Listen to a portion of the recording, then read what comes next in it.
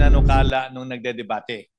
Pero ngayon, ang proseso na gusto ng ating ginagalangan chairman ng Committee on Finance, lahat padaanin na sa period of individual amendments, doon ipasok at dito niya pagpapasan kung tatanggapin niya o hindi. Tama po ba? At kung may contention, ayaw niya, pagbobotohan sa plenaryo. Pero ang tanong ko, nagalang-galang na chairman, in the interest of transparency, is it written in any portal who proposed the changes to the age gap in the committee report? I'll give you an example. Out of the blue, yung Cagayan State University, pinroposa ng 77 million na dagdag. Pero yung katabi niya sa rehiyon na yun, Batanes State College, wala. May I ask, who proposed the 77 million increase? Is that in any of the portals that we have right now? Again, in the interest of transparency. Actually, yung mga proposals, we took into consideration rin yung mga proposals ng mga agencies. Diba, as we always practice, mga agencies po magpapadala ho dito ng mga recommendations, what to increase, what to augment. So we consulted also with our vice chairman, we consulted also with the members through the technical working group. Kaya ho, nag-issue kami ng notice for the technical working group para doon natin mapag-usapan. In fact, si Senator JV was there, Senator Lauren was there. Your Honor, is it your position that all of the proposed increases in the committee report were given by the agencies themselves? Halos lahat po. No. Lahat. All or not all? Halos lahat. What about those that did not come from the agency? Kanino po nanggaling? Sino po ang proponent nun? May mga proponent po na galing po sa mga senators. Sino nga po at sino po ang nagpa? Sino yung proponent at sino yung nagpasya? Dahil yun po ang gagawin natin ngayon sa plenaryo, hindi po ba? Ipo-propose sa floor, pagpapasyahan po ninyo. Kung hindi agree, pwedeng pagbotohan. So pwede po bang malaman, nakalagay po ba sa maskinasaang transparency portal na ginawa natin, isa sa mga unang resolusyong pinasa natin, kaugnay sa budget, kung sino nag-propose individually nitong mga ito? Halimbawa po, I'll just pick at random, Your Honor. Yung 1 million increase ng Bureau of Treasury, agency? Proposal? Yan po ay galing po sa unprogrammed funds at inilipat ho natin sa program. Proposal po ba yan ng agency? Proposal ho ng technical working group nung pinag-usapan ho. Ano pong pangalan at address ni TWG? I mean, again, we want transparency, Your Honor, right? So we have to put it on the record. Yeah. Well, the whole changes involved in the committee report is about, according to you, 326 billion. So isn't it just proper and right that we know who the proponents are of these proposals? Marami ho kasing mga proposals pinapadala ho sa amin in writing. In iba ho ay tinatry ho natin ma-accommodate by finding sources. So lahat naman ho yan in writing pinapadala ho Mr. Chairman, ulitin ko po ulit. Mr. President, I'm sorry. Wala naman pong problema eh. Ang tanong ko po, nakasulat po ba yan sa maskinasaang transparency portal na nilabas ninyo kung kanino nang galing yung mga proposal na nilagay sa committee report ng Committee on Finance at sino po yung nag-approve? Hindi po pwedeng, alam mo yun, komite, Nakuha po. Opo. So again, at random, I presume the increase in the I'm choosing at random, Your Honor, really. The increase in the office of the president. Same agency proposal? Agency proposal ho yun. The increase in the OVP? The restoration ho yan sa NEP. In-store ho natin sa NEP. So who proposed that? Did the agency propose that?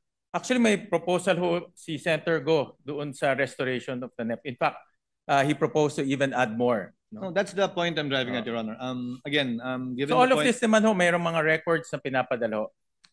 I agree, Mr. President. Compile naman namin. I agree, Mr. President. But again, and during the technical working group, we go line by line also. Lahat po ng mga items, line by line. And pinag-uusapan ho doon kung sino nag-propose, kung ano pa, kung hindi ho kaya ma-accommodate, ano ho pwedeng i-accommodate. Pinag-uusapan naman ho doon. Again, agreed, Mr. President. We have no debate there. The point is, although it's collated, although it's compiled, is it found anywhere? It's in, hindi ho namin in-upload sa portal, if that is the question of His Honor. Yes, so it's not in any portal. But lahat ho yan ay may basis and recorded. Yes, I'm sure there is. I'm sure there is. Only that it's not in any portal. No, hindi ho. Pero lahat ho yan naman ay recorded. Just to cite a few more examples, which I'm sure are remembered by the good chairperson, yung in-increase po natin sa National Defense Agency proposal? Yes. In fact, 90 billion ho ang request ho nila, all program, because yung Mayowa nila na-exhaust na ho to 60 billion. Agency proposal through a executive session. I noticed po na yung adjusted NEP sa DPWH, tinanggal na yung flood control. Yes. And still there was change of 38 billion. That's an agency proposal too? Yes. May pinadala ho sila yung CMPD, but admittedly the CMPD was applied across the board, which is admittedly also might have distortions in the pricing. I admit that. So it's by way of errata, in other words. Magpadala ho sila ng matrix ng CMPD. In fact, ang kanilang total computation is about 60 billion, but we couldn't find the 60 billion. Yung sa Philippine Coast Guard agency proposal, Your Honor? Yes, recommended by Senator JVR Cito. Kulang din yun kasi mas malaki yung... Yes, correct. Naalala ko yun. 200 plus billion ho yun.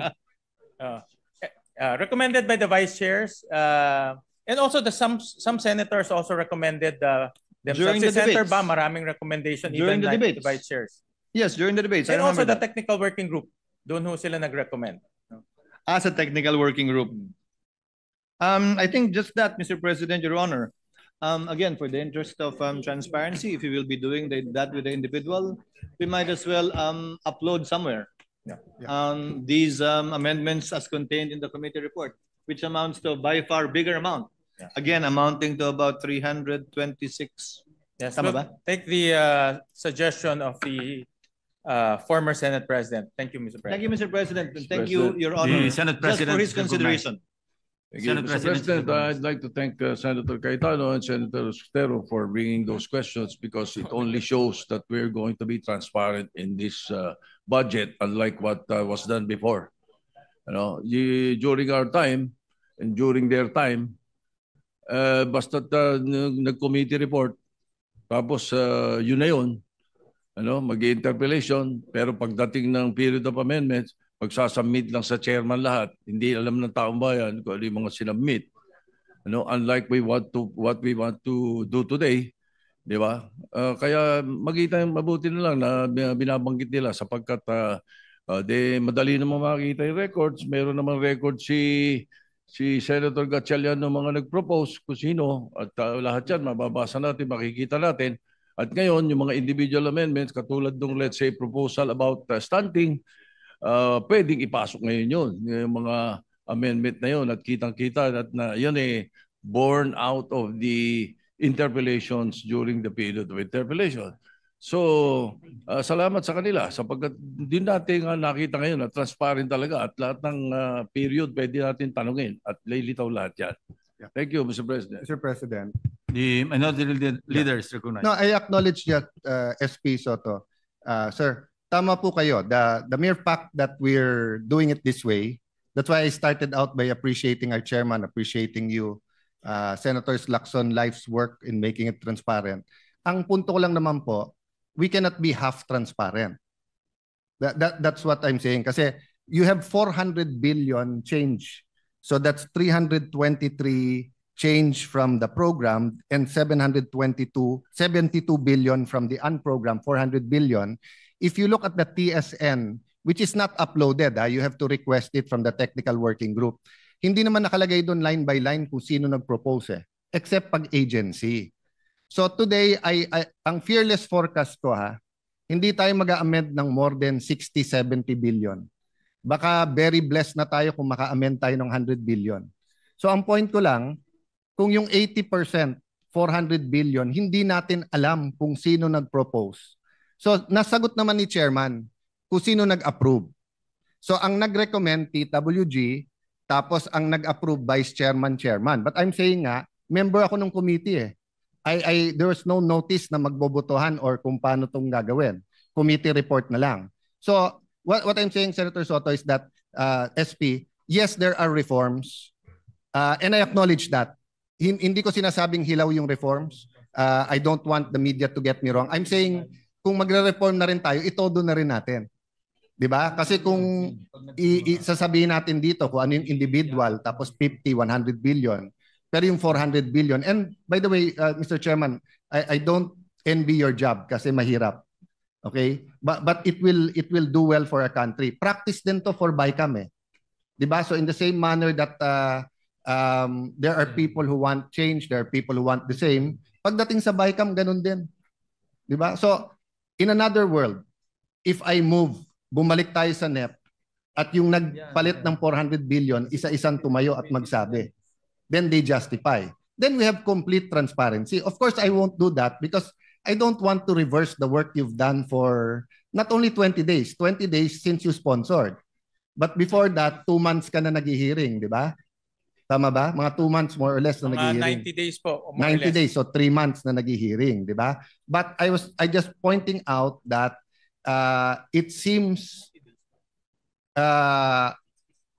hindi natin tinodo yung transparency if we don't know saan nanggaling 400. And I'm not casting any aspersions here. So meaning katulad nung tinanong ni former Senate President Escudero, iniisa-isa mo, di ba? Okay. But having said that, SP, pare-pareho din naman tayong senador before. So every budget, we try a little bit of reforms. But now, the environment is perfect, di ba? For totally changing the system.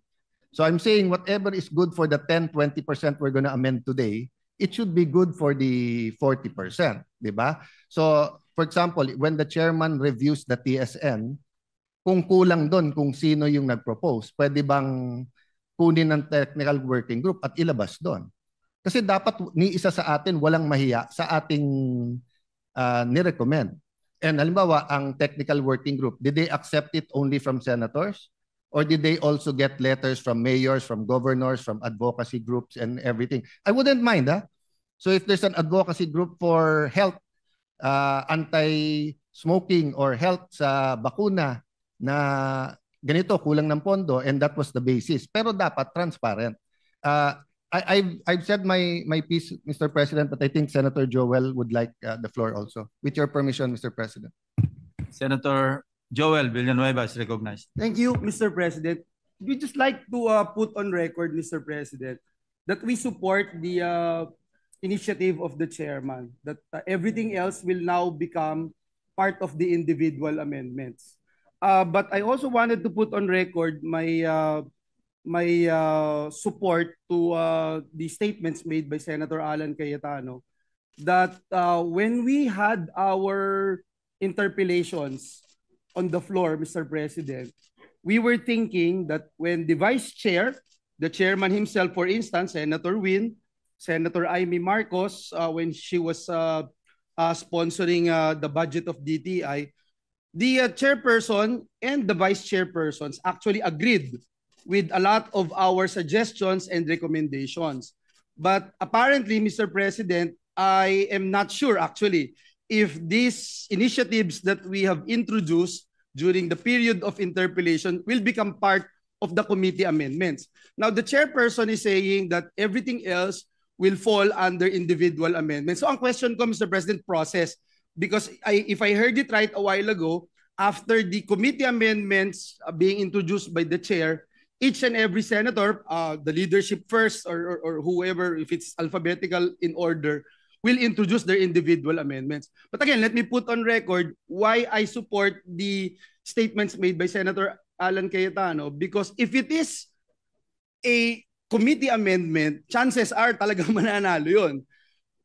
And to support my statements, Mr. President, during the interpellations, the vice chairpersons, including the chairman of the Senate Committee on Finance, actually agreed during the period of interpellation. But if it will not be part of the committee amendments, then it becomes individual amendments.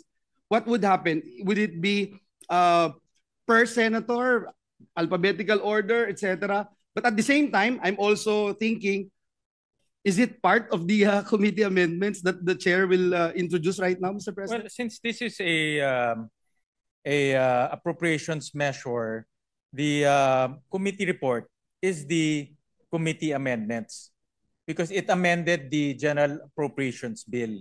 Yes. So that is the process.